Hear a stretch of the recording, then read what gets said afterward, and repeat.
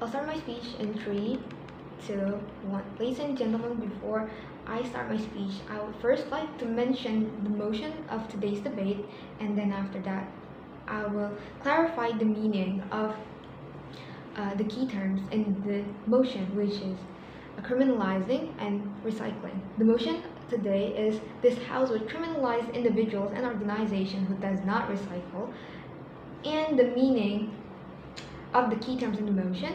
Criminalizing is the act of making an action into a criminal activity by making it illegal, and recycling can be defined as the act of converting used material into a usable material. As we may already know, the status quo is that we are living in an age where waste is literally everywhere and can be accessed and seen easily, be it extra plastic wrap from the package of bottom line to fruits that are wrapped in the cling wrap, which is ironic already, remembering how these fruits has their own wrap, which is their own skin. The fruit's own skin, the dependency of extra wrapping, like many dependency on other possible waste, will brought us in many dangerous outcomes in the future. For example, if we pile unrecycled waste, it will cause natural disasters like flood and global warming. On the other hand, the general people already knew the danger of this dependency, yet they keep using plastic while not being responsible for their own waste. Similar thing happens with organizations, especially the factories who produce a huge amount of food, which most of the time they use single usage type of plastic. Once the consumers are done with the product, they usually just throw it away, and this can be a problem because the company could actually start the change by first having a clear way of recycling their waste. With that in mind, therefore, our House would criminalize the individuals and organizations who does not recycle.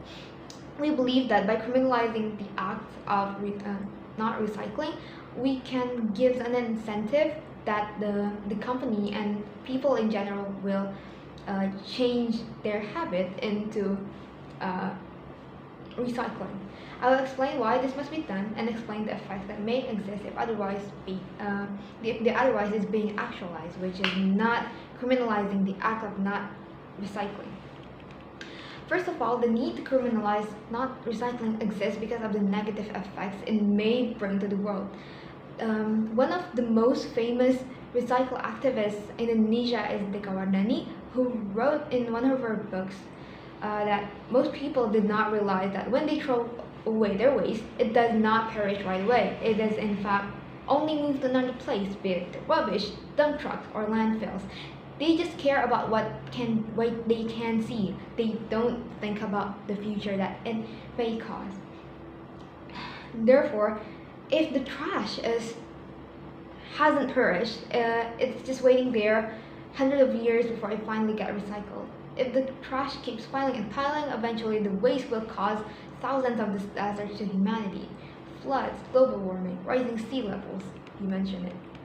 Secondly, it also supports criminalizing the people who does not recycle, because otherwise a lot of people and organizations would feel reluctant to change. The people would just think of the things that comfort them. Like the explanation before, they would just think about what they can see, what they can hear. They don't care about the whole world. They also think about what comfort them, which is again something that they only think for themselves.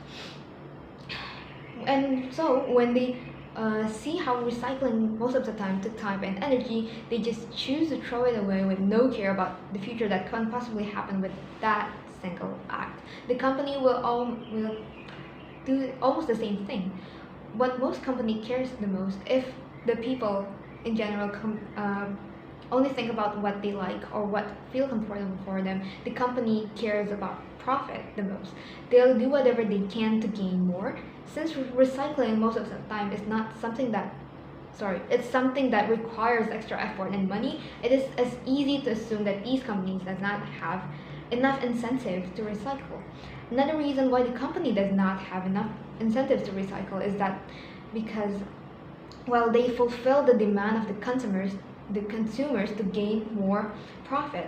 And if the consumer does not recycle, then they don't see the need to do so. And because they're not being demanded by the customer.